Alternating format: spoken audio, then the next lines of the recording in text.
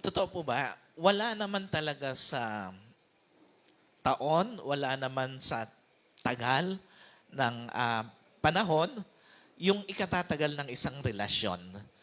Alam niyo po, doon sa mga kinounsel ko, hindi naman mga purong mga bago sa relasyon, bago sa kanilang mga marriage, merong mga tao na, o merong mga couple na kung saan ang tagal na nilang magkasama, pero nag-decide pa rin sila na humiling ng tulong ng isang counselor dahil nandoon na sila sa point na gusto na lang maghiwalay. Alam niyo po, at hindi lang ito again doon sa mga bata nagsisimula, maging doon sa ang tagal-tagal na nila na dapat sana mas kilala na nila yung isa't isa, pero dumarating pa rin din sila sa point na mas gusto na nilang maghiwalay. Alam niyo po, totoo ba na isa sa mga pinakamasakit na tanggapin, yung may mga relasyon na hindi na dapat pag-stayan pa. Yung mga relasyon na dapat sana ay hanggang pang forever, pero hindi nagiging pang forever. Alam niyo po, masakit man tanggapin, may mga relasyon na dapat mo nang putulin doon sa ikapapayapa ng buhay mo.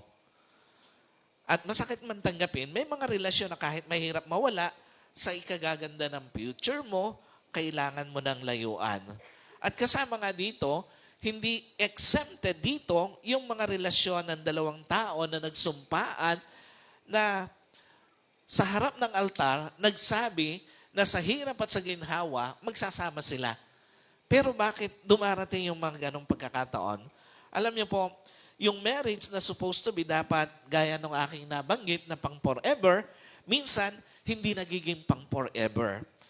Yung marriage na supposed to be being pang between the two of you, minsan, nakakasama yung ex, nakakasali yung ka-work, nakakasali yung mga ka-chat. At totoo ba, yung marriage na supposed to be walang iwanan, dumarating doon sa point na nagkakaiwanan. Kasi nga, yun naman talaga ang purpose ng marriage. Tandaan nyo po, habang nabubuhay kayo, dapat kayo yung magkasama. Totoo ba yan? Habang nabubuhay kayo, dapat kayo yung magkasama. Ngayon, kung may nawala na, may naunang umuwi sa Panginoon, pwede nang maghanap ng bagong kasama. Pero habang nabubuhay pa, dapat kayo yung magkasama. Alam niyo po, yun naman talaga yung purpose ng marriage. Na habang nabubuhay kayo, kayo lang. Wala yung ex, wala yung ka-work, wala yung ka-chat. At yun naman talaga ang purpose ng marriage. Habang nabubuhay kayo, walang iwanan. Kahit ano pa yung mangyari. Now, para mas maunawaan pa natin ang purpose ng Diyos sa marriage, alam niyo po, itong mensaheng ito, hindi lang doon sa mga may mag-asawa, kung hindi maging doon sa mag-aasawa pa. Sino rito yung nagpaplano na isang araw magkapamilya? Sa mga young pro natin. Alam niyo po, napakaganda na maunawaan natin na mas maaga pa lang ano yung purpose ng Panginoon para dito.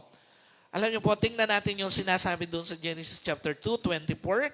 Sabi doon, therefore a man shall leave his father and his mother and hold fast to his wife, and they shall become one flesh. Ang purpose ng Diyos, based dito sa ating binasa, una, to leave your parent does not mean that you abandon or forsake your parent. You just leave your previous familiar structure. Ano yung familiar structure nito? Alam niyo po, hindi common nagkapamilya ang isang tao, kakalimutan mo na ang magulang mo. Totoo ba yan? May nangyayari ba na may mga anak, matapos magkapamilya, nakakalimutan na yung mga magulang? Totoo ba yan? Alam niyo po, again, hindi common nagkaasawa ka na, kakalimutan mo na magulang mo. Kasi nga, may mga anak, nung magkaasawa, hindi na mabisita yung mga magulang. Totoo ba yan? May mga anak, nung magkaasawa, hindi na makamusta ang mga magulang. At may mga anak, na nung nagkaasawa na, hindi na maabutan ang kanilang mga magulang. Alam niyo po, kaya nga dapat malinaw sa lahat ng mga anak, lalo na doon sa mga anak na mag-aasawa pa lang, o kahit doon sa mga may asawa na, yung ibig sabihin dito ng Genesis chapter 2:24 is not about abandoning or forsaking your parent pag nagkaasawa ka na. Hindi ibig sabihin doon ng Diyos na yung lalaki, iiwan niya yung tahanan ng kanyang mga magulang, maging yung babae, at pipisa na siya doon sa babae. Hindi ibig sabihin nun, you are going to forsake and abandon your parent. No, hindi iyon ang ibig sabihin doon ng Panginoon. It's about leaving your previous familial po, structure. Ano ibig sabihin nito? Ang iiwan mo, ang aalisan mo, yung dating structure ng inyong pamilya. Kasi nga, sa pag-aasawa mo, lumilikha ka na ngayon ng bagong structure ng sarili mo na structure ng pamilya. Kung dati, ang head of the family, ang tatay mo, katuwang ng nanay mo, doon sa bubuin mong pamilya, ikaw na yung head of the family, yung lalaki. Katuwang yung bagong mapapangasawa mo. But despite of that, hindi dapat nawala ang pagbibigay panahon sa magulang. Tama po ba yun? Kahit na nagkaroon ka na ng bagong structure ng pamilya, ikaw na yung head of the family, katuwang ang iyong asawang babae, hindi ibig sabihin nun, dapat mawawalan ka na ng panahon sa mga magulang mo. Hindi ibig sabihin nun, hindi ka na makapagbibigay ng tulong o hindi mo na mabibigyan ng pagpapahalaga ang mga magulang mo. Nagbabago lang ang priority sa buhay, pero hindi dapat nagbabago ang pag-honor sa magulang. Iyon ang ibig sabihin ng Panginoon nung sabihin niya na ang lalaki ay iiwan ang tahanan ng kanyang mga magulang at pipisa na sa babae. Pupunta ka lang, ang iiwan mo yung familial structure or yung previous familiar structure na meron ka. Pero yung pag-honor, yung paggalang, yung pagbibigay panahon sa magulang, hindi dapat nawawala yon. So another thing, ano ibig sabihin ng purpose ng Diyos sa marriage based on Genesis chapter 2:24? Ang sabi doon, to leave your parent means you will establish adult relationship with them. Ano ibig sabihin nito? Sino po naniniwala? Ang anak dapat naman talagang nagmamature sa buhay. Totoo mo ba yan? Sino naniniwala? Dapat yung anak mo nagmamature talaga sa buhay. Alam niyo po, meron lang akong nabasa kahapon. Tuwan-tuwa siya. Sabi niya parang maluluha siya kasi lumapit yung kanyang anak. Sabi niya, Daddy, one day, hindi ka na maglalaba. Sabi niya parang sobra siyang na-touch doon sa anak niya na lumapit sa kanya. Tapos doon sa huli, sabi niya, by the way, yung anak ko po 40 years old na. Alam niyo po, dapat ang anak nagmamature.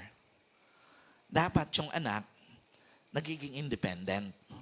At dapat natututong mag-handle ng sariling pamilya niya. Alam niyo po, kahit single ka pa, wala ka pang asawa, dapat nagmamature ka na sa buhay. Sino po rito sa mga young pro natin? Sino rito yung marunong gumawa sa bahay? Marunong mag-budget, marunong kahit mawala yung magulang, kayang tumayo sa sarili. Yung hindi iniaasa lahat sa magulang, yung dapat niyang gawin. Alam niyo po, ang ibig sabihin dito ng Genesis regarding dun sa purpose ng Diyos sa marriage, dapat nagmamature ang relasyon mo sa iyong mga magulang. Na ibig sabihin, alam niyo po, dumarating ka dun sa point ng buhay mo, natututo ka ng mag-handle ng sarili mo at ng magiging sarili mong pamilya. What does it mean? Una, to leave your parent means you will not too much dependent from your parent for assistance. Sa mga young pro natin, sa mga may asawa na, nagsisimula sa kanilang buhay may asawa, dapat ang anak, pag nag-asawa, hindi na magulang ang bibili ng gatas ng kanilang apo at ng diaper ng apo. Tama po ba yun? Sa mga young pro natin, dapat ang anak, pag nag-asawa na, hindi na magulang ang gagawing tagapag-alaga ng mga anak. Totoo mo ba yun? Nangyayari yun? May mga anak, nag-asawa, nung magkaasawa, ang ginawang yaya, yung kanilang mga magulang. Alam niyo po, Napakalino ng gustong ipahiwatig ng Panginoon, ituro ng Panginoon regarding doon sa kung ano ba purpose ng marriage. Kasi nga, alam niyo po, bukod sa hindi naman talaga obligasyon ng mga magulang yon, yung maikling panahon na dapat sana ma-enjoy pa nila, yung natitirang buhay, ninanakawan pa natin ng mga pagkakataong ma-enjoy ang buhay nila. Alam niyo po, akala natin, okay lang yon, kultura natin na paalagaan sa mga lola, sa lolo, yung iiwan mo na, yung parang sila yung nag-anak nung anak mo. Alam niyo po, ang hindi natin alam, ninanakawan natin sila nung panahon na ma-enjoy pa yung natitirang buhay nila. Alam niyo po, yung maikling panahon na dapat sana nakakapag-rest sila, nai-enjoy nila yung mga gustong gawin pa nila, hindi na nila magawa dahil tinambakan mo ng mga anak. Napansin niyo yun? May mga anak na ganon? Nakakalungkot lang. May mga anak, mag-aanak ng mag-aanak. Pag naghiwalay, itatambak doon sa nanay yung kanilang anak. At maghahanap uli ng aanakan siya. Napansin niyo? May mga anak na ganon? Hindi ba nakakabuwis yung ganong mga anak? Na mag-aanak ng mag-aanak, pag nakipaghiwalay, itatambak sa magulang yung kanyang mga anak. Iiwan sa magulang yung kanyang mga anak. So Lord, ahead of time, nakita na yun eh. Kaya nga nagpaalala na siya through this verse na dapat ang isang anak, pag nag-asawa niya, nagmamature ang relasyon sa mga magulang. Na hindi na siya na masyadong nakadepende for assistance sa kanyang mga magulang. Ikalawa, to leave your parent means you will not too much dependent from your parent approval. Sino po naniniwala? Pag nag-asawa na anak, dapat marunong na siyang magdesisyon para sa pamilya niya. Totoo po ba yan? Dapat marunong ka ng manindigan para sa sarili mong pamilya at dapat marunong ka ng pumili para sa sarili mong pamilya. What's the point? Hindi pwedeng may pamilya ka na, iintayin mo pa approval ng magulang mo bago ka mag-decide. Hindi pwedeng may pamilya ka na, iintayin mo pa yung approval ng magulang mo bago ka pumili, bago ka magdesisyon, at bago ka manindigan. Walang ganon. Part ng sinasabing, leave your parent and mother's house, yung pagmamature mo sa issue na makapagdesisyon para sa pamilya mo. Part ng sinasabing leave your parent and your father's and mother house, yung pagmamature mo sa issue ng paninindigan at pagpili para sa pamilya mo. Hindi pa pwedeng may asawa ka na, hindi ka pa marunong manindigan para sa pamilya mo. Hindi ka pa marunong mag-decide para sa pamilya mo. Hindi ka pa marunong pumili para sa pamilya mo. So another thing, to leave your parent means you will stop trying to change your spouse because your parent don't like the way he or she is. Sino po naniniwala? Each and every one of us is a unique person. Kakaiba ang bawat isa sa atin. Hindi mo pwedeng hanapin sa iba ang pagkatao ng asawa mo. At hindi mo pwedeng ipareha sa iba ang pagkatao ng asawa mo. What does it mean? Una, hindi mo pwedeng hanapin sa asawa mo kakayanan na meron ang mga magulang mo. Totoo ba minsan may mga asawa na ikukumpara asawa niya sa nanay niya? Si nanay napakasarap magluto. Ikaw bakit parang puro panis ang lasa ng niluluto mo? May mga asawa, kinukumpara yung asawa niya sa nanay niya, si nanay ang ganda ng pagplantsa. Bakit ikaw parang mas nalukot pa? Si nanay ang galing mag-budget. Bakit ikaw puro utang tayo? Totoo ba minsan may mga asawa na ikinukumpara naman yung asawa niya sa tatay niya? Si tatay kayang gawin lahat ng sira sa bahay. Bakit ikaw parang ikaw pa yung sira? Totoo ba may mga asawang ganon? kung magsalita sa kanilang asawa? Si tatay naglalaba, nagluluto, ikaw nagbibihis lang, kumakain ka lang. Minsan may kasunod pa, palamunin ka lang. Si tatay, napagtapos kaming lahat. Ikaw yung tatapos sa buhay ko. Totoo ba may mga ganong asawa kung pagsalitaan yung kanilang mga asawa? Kasi nga, pinipilit hanapin sa asawa nila yung pagkatao ng kanilang mga magulang. The problem with that is yung reality na malayo na talaga narating ng mga magulang mo kumpara sa asawa mo na nag-uumpisa pa lang sa takbuhin ng buhay. The problem with that is yung reality na any comparison na gagawin mo sa asawa mo, susugat lang ng kalooban niya kaysa matuto siya. And the problem with that is yung reality na may kanya-kanya talagang style ng pagtayo ang isang tao bilang asawa o bilang magulang. Yung style ng magulang mo, hindi mo pwedeng hanapin sa style ng asawa mo. Yung kakayanan ng asawa mo o ng magulang mo, hindi mo pwedeng hanapin sa kakayanan ng asawa mo. Again, very unique ang personality ng bawat isa sa atin. So another thing, to leave your parent means you will make your husband and wife relationship your most priority human relationship. Sino po naniniwala? Pag ang isang tao nagkasawa na, dapat ang pinakauna sa panahon niya, asawa niya. Totoo mo ba yan? Dapat ang tao, pag nagkaasawa na, ang pinakauna dapat sa pera niya, asawa niya. Dapat ang tao, pag nagkaasawa na, dapat ang pinakauna sa pangarap niya, asawa niya. What's the point? Una, ang pag-aasawa, hindi lang legally binded. O yung legally binded ka sa asawa mo, kung hindi morally binded ka sa asawa mo. Dapat malinaw sa lahat yun. Ano ba ibig sabihin ng morally binded ka sa asawa mo? Pag napagkaitan mo ng panahon ng asawa mo, meron kang moral obligation na hindi nagagampanan sa asawa mo. Pag napagkaitan mo ng pera ang asawa mo, meron kang moral obligation na hindi nagagampanan sa asawa mo.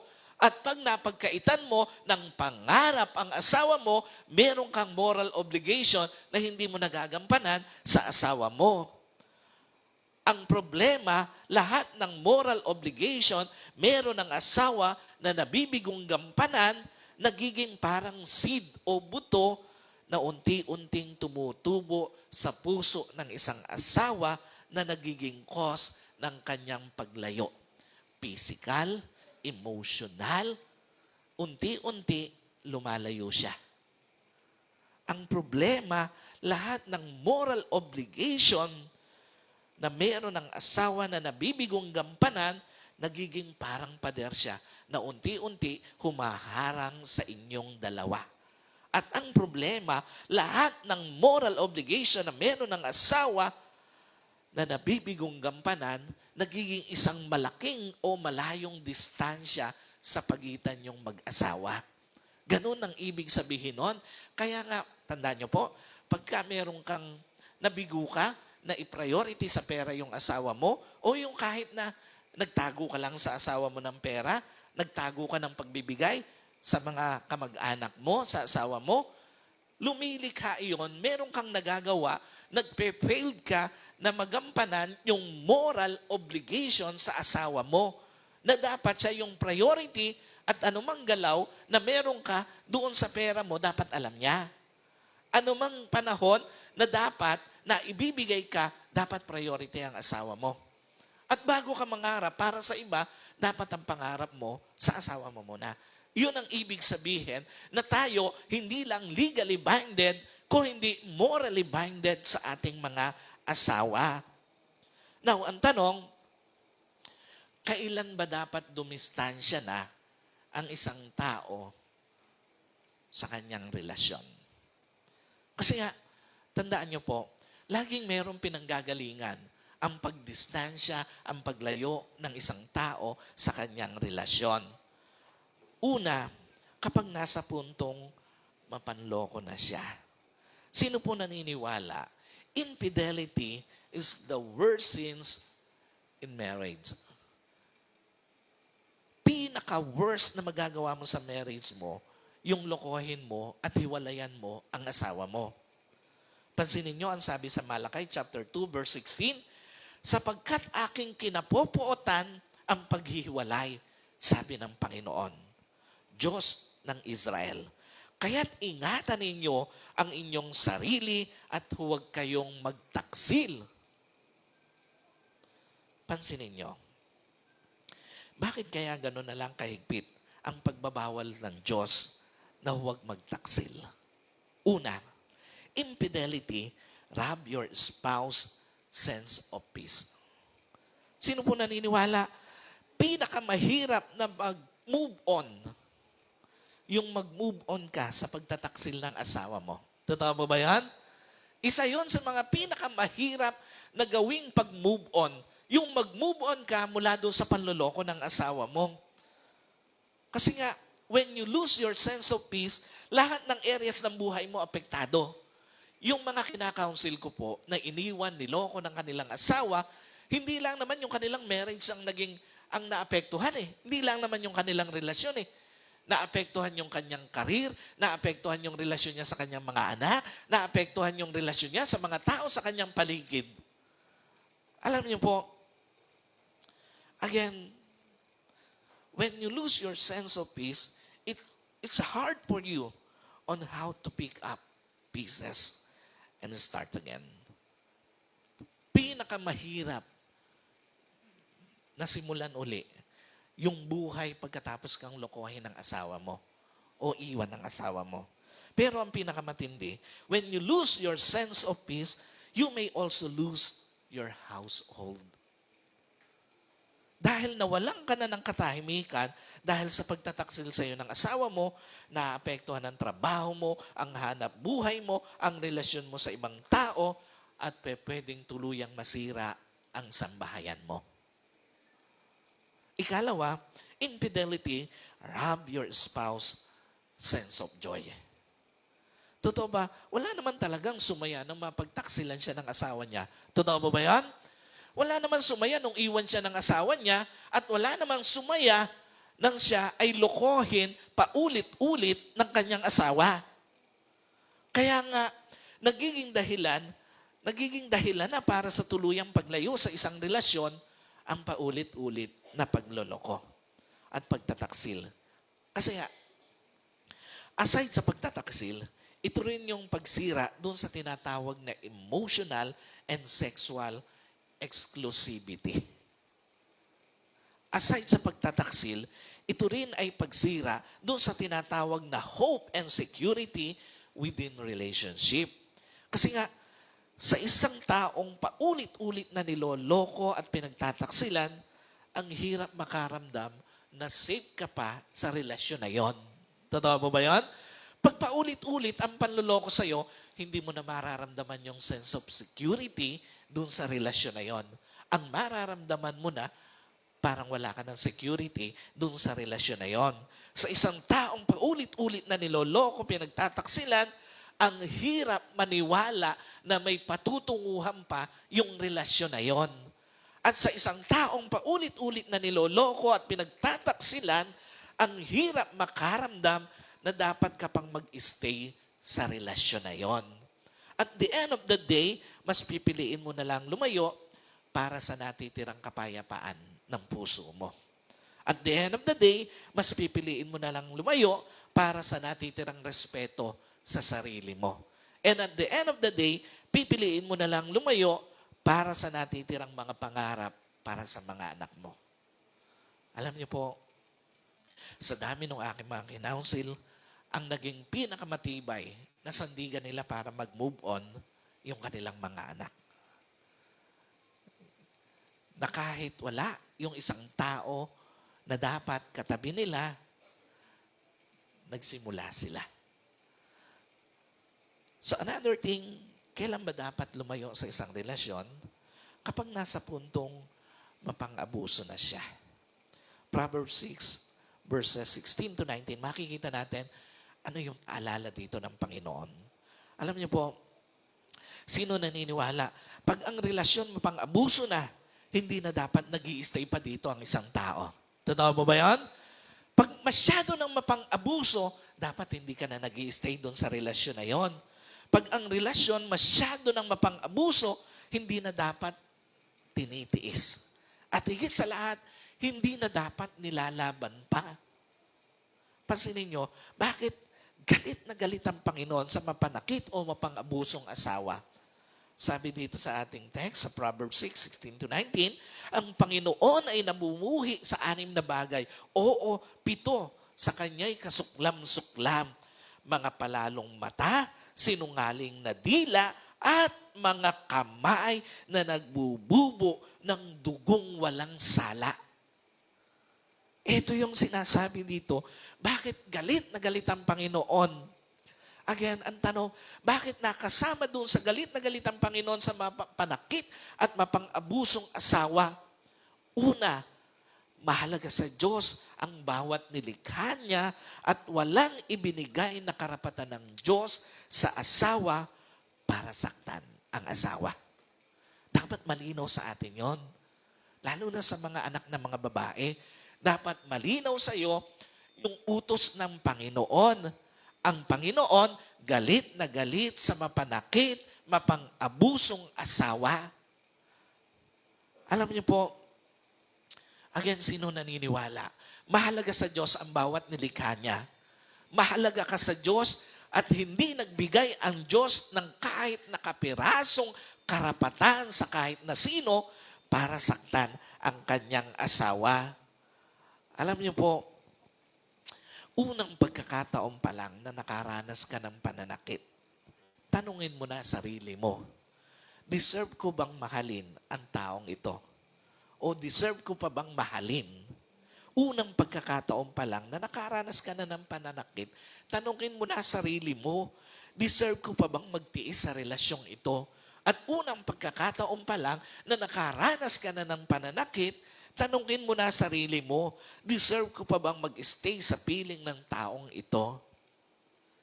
Ikalawa, lahat ng uri ng pang-aabuso at pananakit mula sa asawa, tandaan niyo po, parang sugat siya na laging sariwa. Totoo mo ba yan?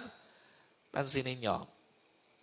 Ano mang uri ng pananakit mula sa asawa, parang lagi siyang sariwang sugat. Pang-aabuso mula sa asawa, parang lagi siyang sariwang sugat. What's the point?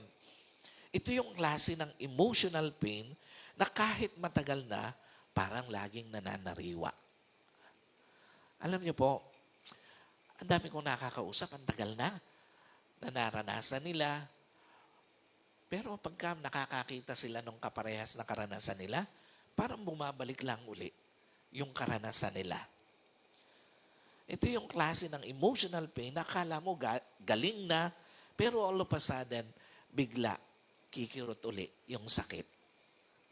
At ito yung klase ng emotional pain na madalas na itatago lang, pero ang totoo, nandoon pa rin. Lalo na paulit-ulit kang sinaktan, paulit-ulit kang ninabuso, paulit-ulit kang niloko. At lalo na, nanggaling ito sa asawa mo. Kaya nga ang tanong sa mga asawang dumaranas nito, hanggang kailan mo titiisin yung pananakit sa'yo? Hanggang kailan mo titiisin yung pang-aabuso sa'yo?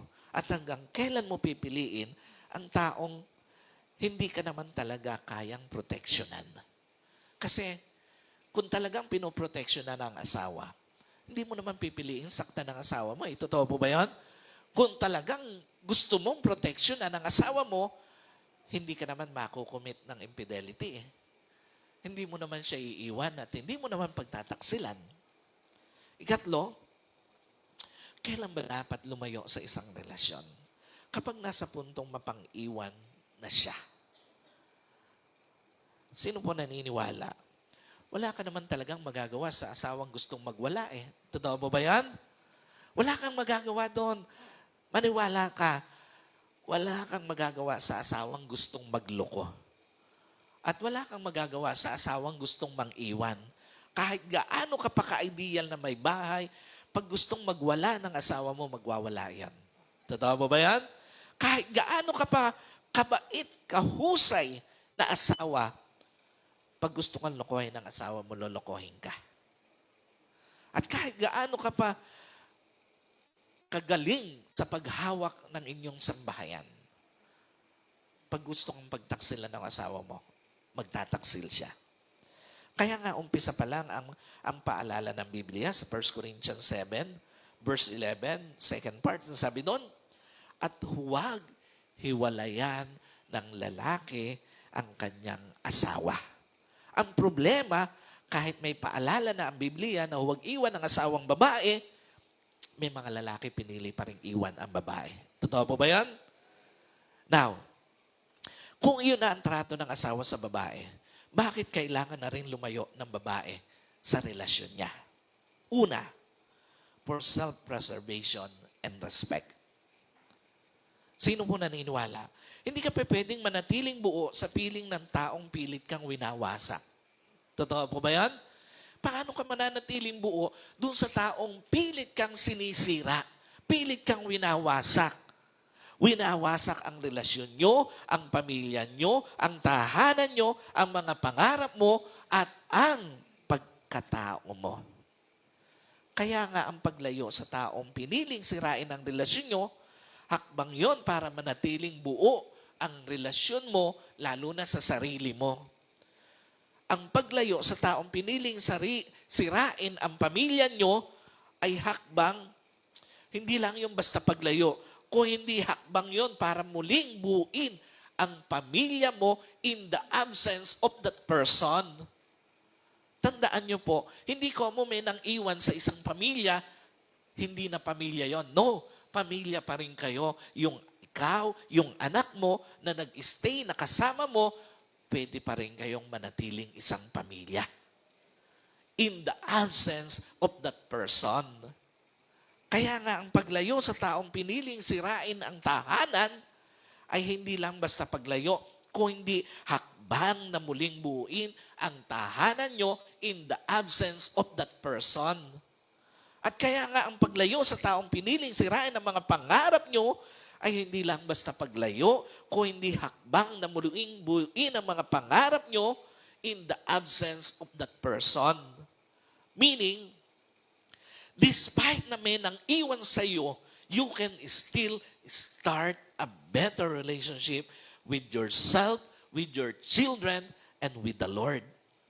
Despite na may nang iwan sa iyo, pwede mo pa rin palang ayusin ang relasyon mo sa sarili mo, sa mga anak mo, at higit sa lahat, sa Diyos.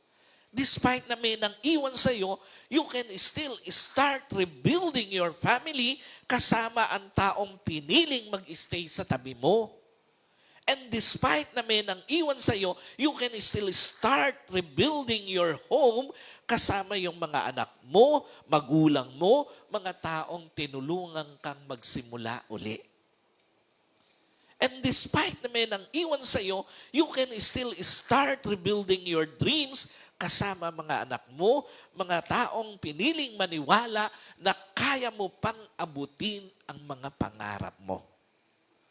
So church, naniniwala po ako na hindi lang yung mga mag-asawa, mag-aasawa, at yung mga nawalan, iniwan, piniling iwan ng kanilang mga asawa ang kinakausap ng Panginoon this morning.